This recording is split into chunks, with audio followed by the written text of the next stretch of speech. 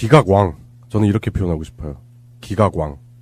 그것도 자기랑 연관된 사람은 무조건 기각. 최윤수 국정원 2차장의 구속영장을 기각해서 지금 온 국민으로부터 비난과 지탄의 대상이 돼버린 사람이 있습니다. 오민석 판사죠? 오민석 판사 얘기 좀 해볼게요.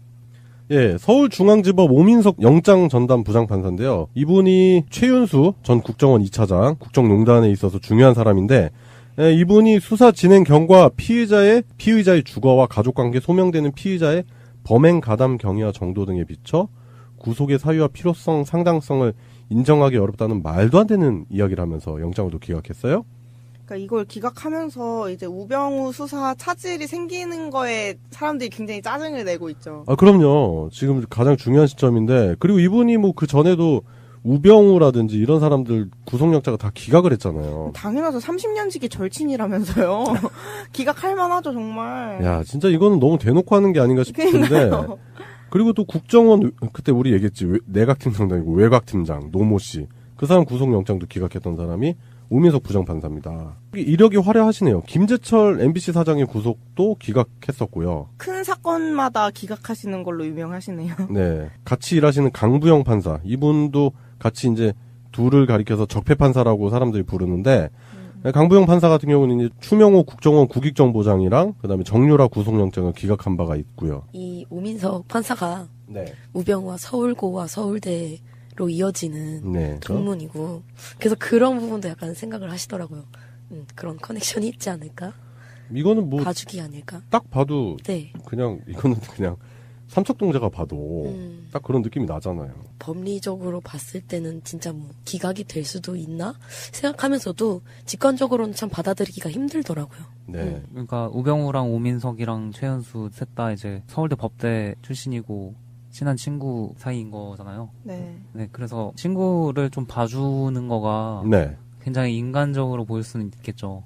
근데 인간적인 것 같지도 않아요, 저는. 네, 근데 그런 인간적인 면모를 보여주라고 뽑아놓은 자리가 아닌데. 그럼요. 그러니까 아니 뭐 네. 조폭이냐고요. 자기 뭐 의리 막 이러면서 자기들끼리만. 김보성이야? 의리.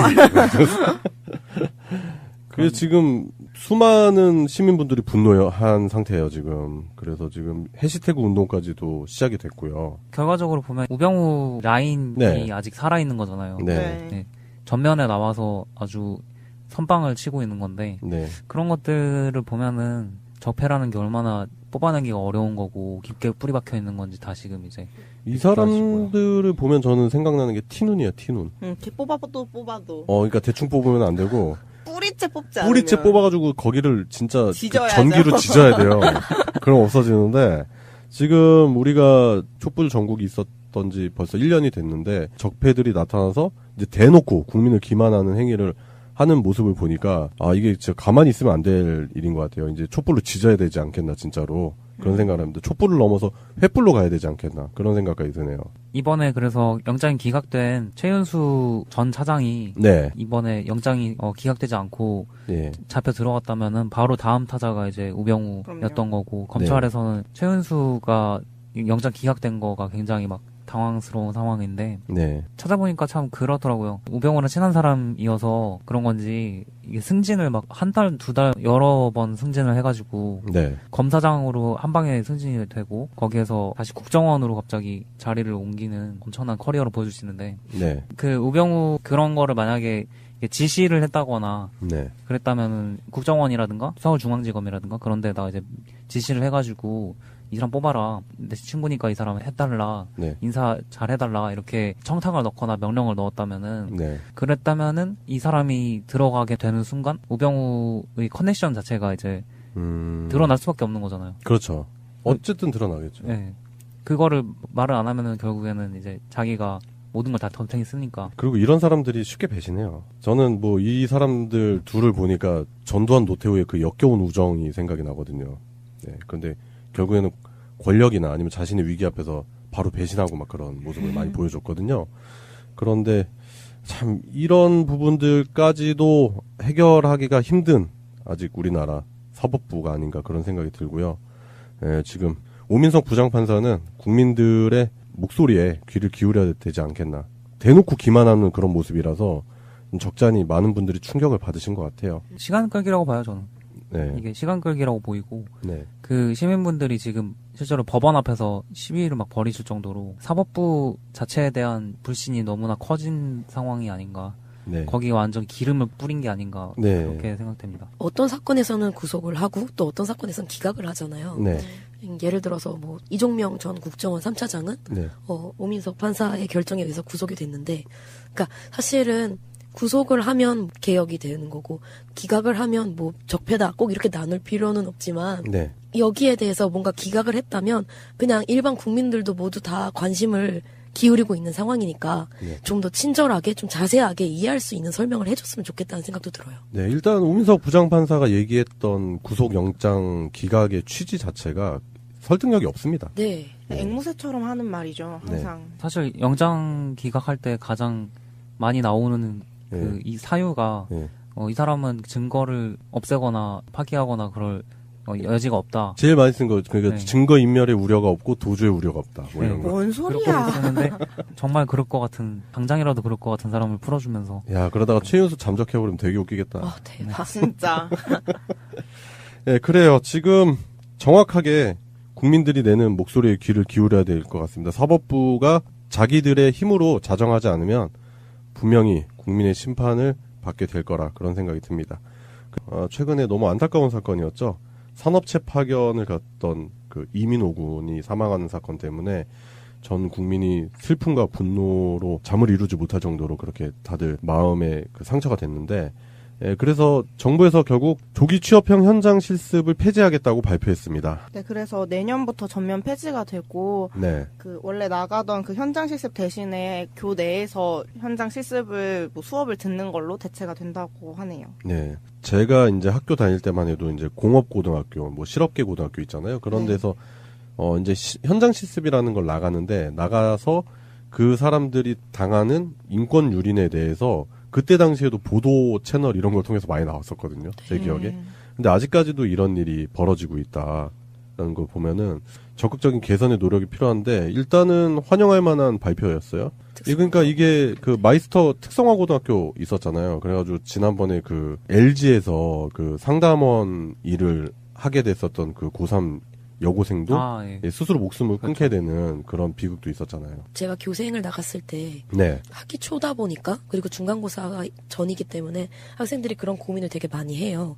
내가 여기서 성적을 잘 얻지 못하면, 그러니까 내신 퍼센티지가 되게 높잖아요. 네. 그러니까 대학을 잘 갈 수 있을까 고민을 해서 차라리 중간고사를 보기 전에 내가 특성화고나 마이스터고 같은 데 가서 차라리 바로 취업을 해버리는 게 어떨까요? 이런 고민을 많이 했었어요, 저한테. 네. 근데 제가 그때 퍼뜩 들었던 약간 사건들이 약간 구의역 스크린도어 네, 맞아요. 네. 그 사건, 뭐 그 토다이에서 예, 일하다가 이제 예. 자살하신 그런 학생들 사건 들으면서 약간 그건 좀 이런 생각이 드는 거예요. 분명히 특성화고나 마이스터고 같은 데서 되게 홍보를 많이 하잖아요. 네. 우리 취업률 이렇게 좋아요. 학생들 장래 이렇게 밝아요. 라고 얘기를 하지만 사실은 그 겉으로 보이는 그것과는 별개로 뭔가 안에서는 결국 계속 이런 일이 일어나고 있구나라는 생각이 들더라고요. 네. 맞아요. 그 취업률이 문제인 게 사람을 학생으로 보지 않고 취업률의 그 수치로만 보기 때문에 학교에서는 그런 문제가 있고, 또 업체에서는 인력비를 아끼기 위해서 뭐 사람이 나가도 새 사람을 원래 뽑아야 되는데 그러지 않고 학교 측에 현장 실습생을 더 보내달라 이런 식으로 허드렛 일까지 다 시킬 수 있는 사람이기 때문에. 그리고 또 학생들은 이중 계약이 된대요. 그래서 학교 측에서는 주 몇 시간, 하루에 몇 시간 이렇게 추가 근무는 못한다라는 규정이 있는데, 네. 또 막상 업체로 가면은 근로계약서를 또 따로 쓰는데 거기에는 추가 근무가 가능한 걸로 쓰여져서 이게 이중 계약이 되면서 거기서 시키는 일을 뭐 다 해야 되는 경우도 있다고 하더라고요. 그러니까 또 그거를 달콤하게 유혹하는 게, 보통 이제 가정이 어려운 친구들도 이쪽 네. 길을 많이 선택을 하는데, 초과 근무를 하면 그만큼 수당을 준다.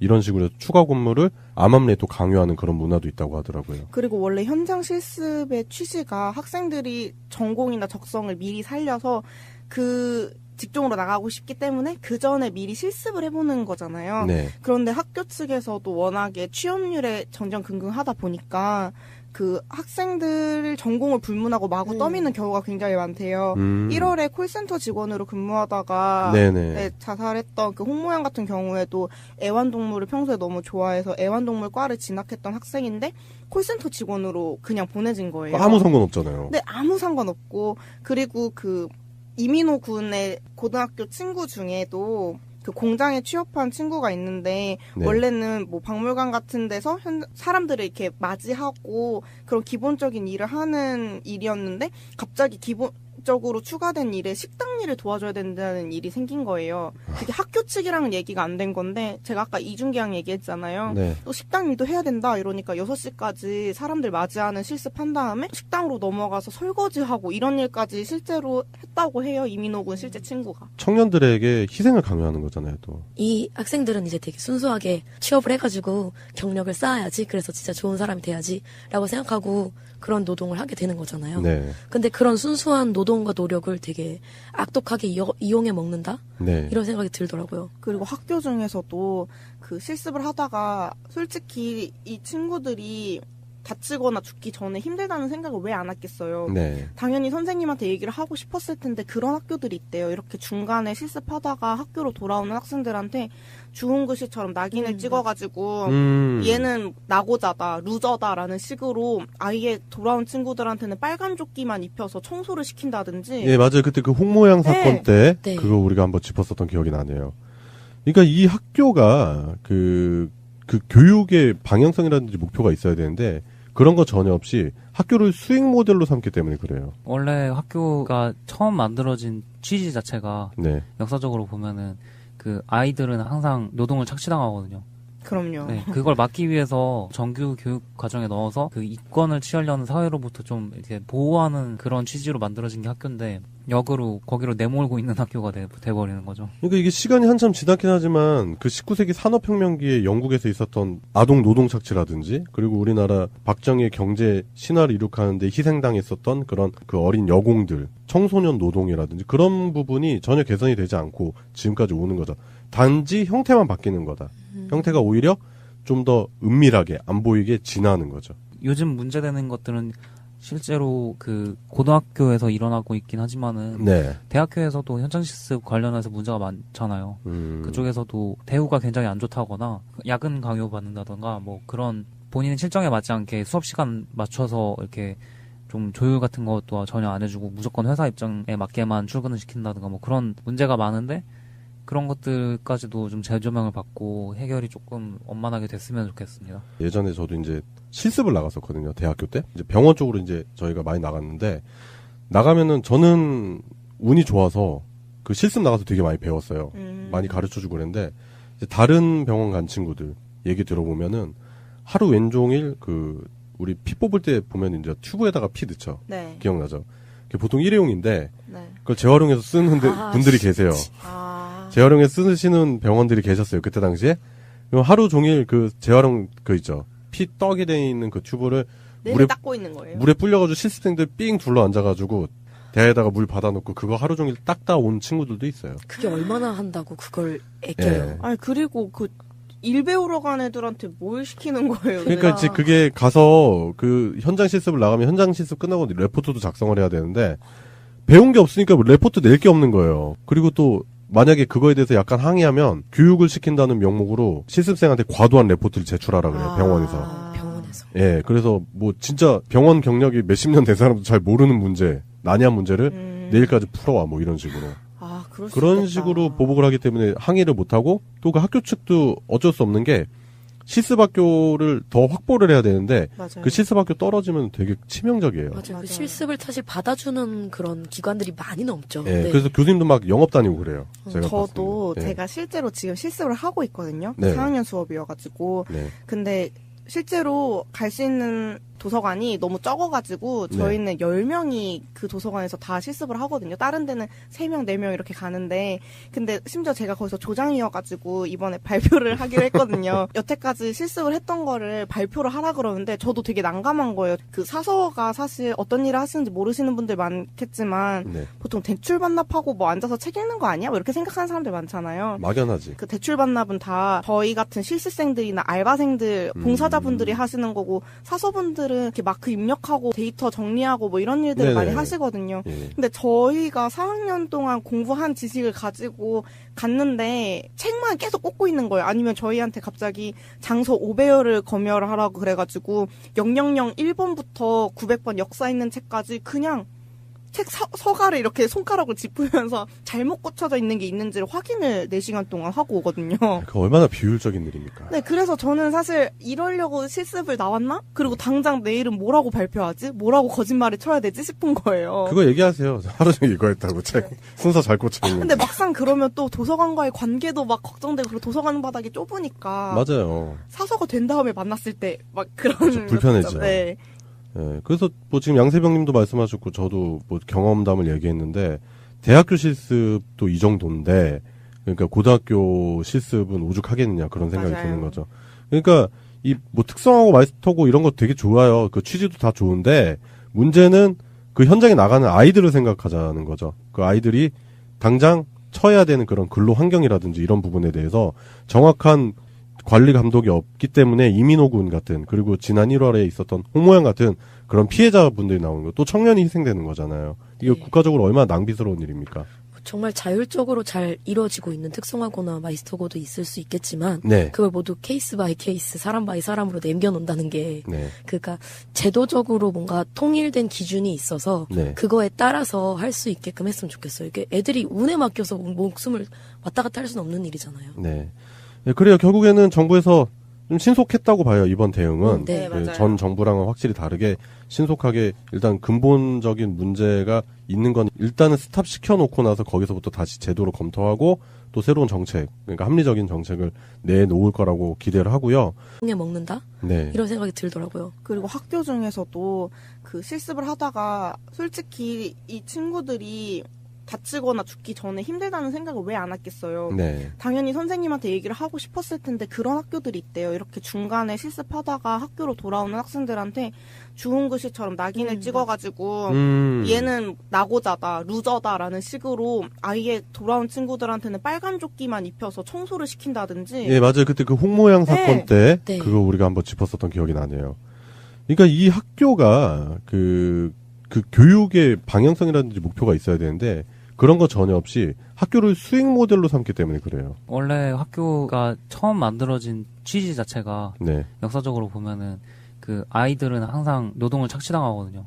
그럼요. 네, 그걸 막기 위해서 정규 교육 과정에 넣어서 그 이권을 취하려는 사회로부터 좀 이렇게 보호하는 그런 취지로 만들어진 게 학교인데 역으로 거기로 내몰고 있는 학교가 돼버리는 거죠. 그러니까 이게 시간이 한참 지났긴 하지만 그 19세기 산업혁명기에 영국에서 있었던 아동 노동 착취라든지 그리고 우리나라 박정희의 경제 신화를 이룩하는데 희생당했었던 그런 그 어린 여공들, 청소년 노동이라든지 그런 부분이 전혀 개선이 되지 않고 지금까지 오는 거죠. 단지 형태만 바뀌는 거다. 형태가 오히려 좀 더 은밀하게 안 보이게 진화하는 거죠. 요즘 문제되는 것들은 실제로 그 고등학교에서 일어나고 있긴 하지만은 네. 대학교에서도 현장 실습 관련해서 문제가 많잖아요. 그쪽에서도 대우가 굉장히 안 좋다거나 야근 강요 받는다던가 뭐 그런 본인 실정에 맞지 않게 수업 시간 맞춰서 이렇게 좀 조율 같은 것도 전혀 안 해주고 무조건 회사 입장에 맞게만 출근을 시킨다든가 뭐 그런 문제가 많은데 그런 것들까지도 좀 재조명을 받고 해결이 조금 원만하게 됐으면 좋겠습니다. 예전에 저도 이제 실습을 나갔었거든요. 대학교 때. 이제 병원 쪽으로 이제 저희가 많이 나갔는데 나가면은 저는 운이 좋아서 그 실습 나가서 되게 많이 배웠어요. 많이 가르쳐주고 그랬는데 이제 다른 병원 간 친구들 얘기 들어보면은 하루 왼종일 그 우리 피 뽑을 때 보면 이제 튜브에다가 피 넣죠. 네. 기억나죠? 그게 보통 일회용인데 네. 그걸 재활용해서 쓰는 분들이 계세요. 재활용해 쓰시는 병원들이 계셨어요. 그때 당시에. 그럼 하루 종일 그 재활용 그 있죠. 피 떡이 돼 있는 그 튜브를 물에 닦고 있는 거예요. 물에 불려가지고 실습생들 삥 둘러 앉아가지고 대야에다가 물 받아놓고 그거 하루 종일 닦다 온 친구들도 있어요. 그게 얼마나 한다고 그걸 애껴요. 예. 아니 그리고 그 일 배우러 간 애들한테 뭘 시키는 거예요? 그러니까 이제 그게 가서 그 현장 실습을 나가면 현장 실습 끝나고 레포트도 작성. 네. 네. 그런 것들을 보면은 적폐라는 게 얼마나 뽑아내기가 어려운 거고 깊게 뿌리 박혀 있는 건지 다시금 이제 이 사람들을 보면 저는 생각나는 게 티눈이야, 티눈. 개 뽑아도 뽑아도. 그러니까 대충 뽑으면 안 되고 뿌리째 뽑지 않으면. 뿌리째 뽑아가지고 거기를 진짜 그 지져야죠. 전기로 지져야 돼요. 그럼 없어지는데 지금 우리가 촛불 전국이 있었던 지 벌써 1년이 됐는데 적폐들이 나타나서 이제 대놓고 국민을 기만하는 행위를 하는 모습을 보니까 이게 진짜 가만히 있으면 안 될 일인 것 같아요. 이제 촛불로 지져야 되지 않겠나 진짜로 그런 생각을 합니다. 촛불을 넘어서 횃불로 가야 되지 않겠나 그런 생각까지 드네요.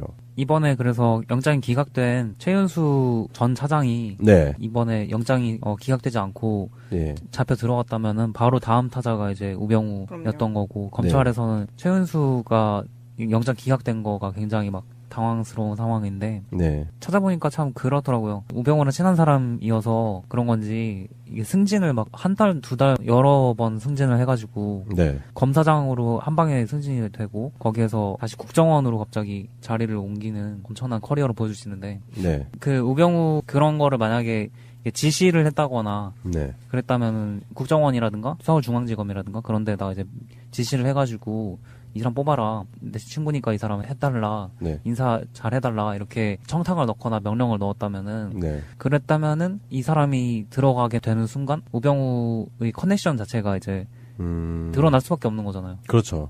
어쨌든 드러나겠죠. 네.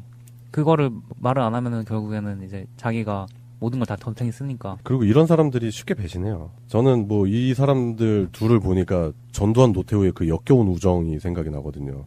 네. 근데 결국에는 권력이나 아니면 자신의 위기 앞에서 바로 배신하고 막 그런 모습을 많이 보여줬거든요. 그런데 참 이런 부분들까지도 해결하기가 힘든 아직 우리나라 사법부가 아닌가 그런 생각이 들고요. 지금 오민석 부장판사는 국민들의 목소리에 귀를 기울여야 되지 않겠나. 대놓고 기만하는 그런 모습이라서 적잖이 많은 분들이 충격을 받으신 것 같아요. 시간 끌기라고 봐요, 저는.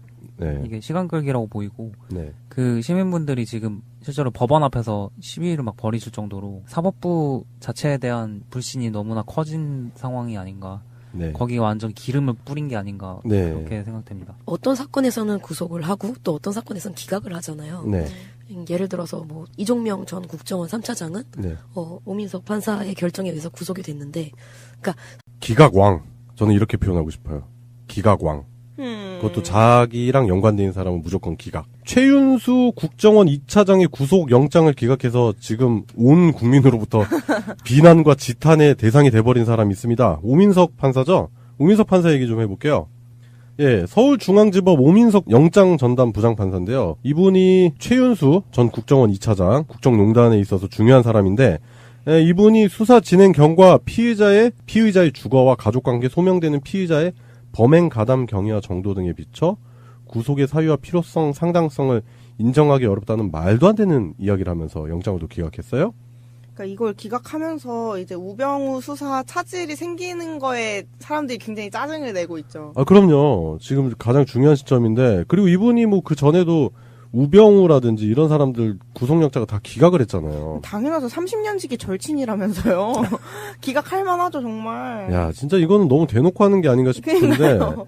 그리고 또 국정원, 그때 우리 얘기했지. 내각팀장도 아니고 외곽팀장, 노모 씨. 그 사람 구속영장도 기각했던 사람이 오민석 부장판사입니다. 이력이 화려하시네요. 김재철 MBC 사장의 구속도 기각했었고요. 큰 사건마다 기각하시는 걸로 유명하시네요. 네. 같이 일하시는 강부영 판사. 이분도 같이 이제 둘을 가리켜서 적폐판사라고 사람들이 부르는데, 강부영 판사 같은 경우는 이제 추명호 국정원 국익정보장이랑 그다음에 정유라 구속영장을 기각한 바가 있고요. 이 오민석 판사가 네. 우병우와 서울고와 서울대로 이어지는 네. 동문이고, 그래서 그런 부분도 약간 생각을 하시더라고요. 그런 커넥션이 있지 않을까? 이거는 뭐 봐주기 아닐까? 딱 봐도 네. 그냥 이거는 그냥 삼척동자가 봐도 딱 그런 느낌이 나잖아요. 법리적으로 봤을 때는 진짜 뭐 기각이 될 수도 있나 생각하면서도 직관적으로는 참 받아들이기가 힘들더라고요. 네. 그러니까 우병우랑 오민석이랑 최현수 셋 다 이제 서울대 법대 출신이고 친한 친구 사이인 거잖아요. 네. 네, 그래서 친구를 좀 봐주는 거가 네. 굉장히 인간적으로 보일 수는 있겠죠. 근데 인간적인 것 같지도 않아요. 저는. 네, 근데 그런 인간적인 면모를 보여주라고 뽑아놓은 자리가 아닌데. 그럼요. 그러니까 아니 뭐 네. 조폭이냐고요. 자기 뭐 의리 막 이러면서 자기들끼리만. 김보성이야? 의리. 그래서 지금 수많은 시민분들이 분노한 상태예요, 지금. 그래서 지금 해시태그 운동까지도 시작이 됐고요. 결과적으로 보면 우병우 라인이 네. 아직 살아있는 거잖아요. 네. 네. 전면에 나와서 아주 선빵을 치고 있는 건 그건 뭐 그 토다이에서 예, 일하다가 이제 예. 자살하신 그런 학생들 사건 들으면서 약간 그건 좀 이런 생각이 드는 거예요.